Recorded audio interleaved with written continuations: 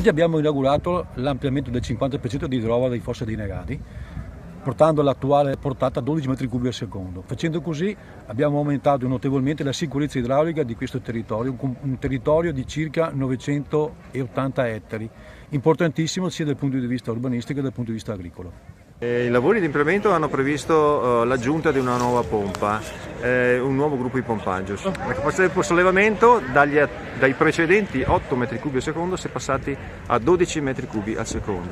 In sostanza sono 3 le pompe, ciascuna delle quali solleva 4.000 litri in un secondo, ovvero 4 metri cubi in un secondo, una portata sicuramente considerevole per il bacino del canale Fossa dei Negadi che affluisce a questo impianto.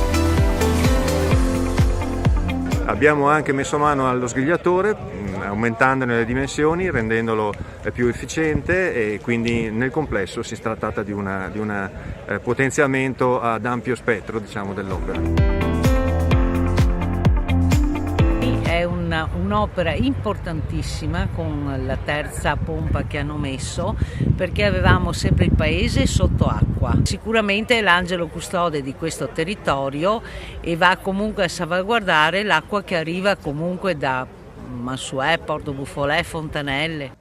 Tante autorità presenti che ringrazio moltissimo, ringrazio in modo particolare la Giunta e l'assessore Canè in nome per conto della Giunta regionale, perché l'opera è stata finanziata con 1.200.000 euro da parte della Giunta regionale del Veneto. Autorità molto presenti e molto attenti, perché la sicurezza idraulica diventa sempre di più elemento fondamentale di un territorio come questo, centro importante dal punto di vista produttivo. Un'opera sulla quale la Regione Veneto ha investito grazie ai fondi FSC messi a disposizione del Comune. Io oggi desidero ringraziare tutte le persone che hanno lavorato, in primis il consorzio di bonifica, ma anche l'amministrazione comunale, che è riuscita a spendere i soldi che la Regione Veneto ha messo a disposizione.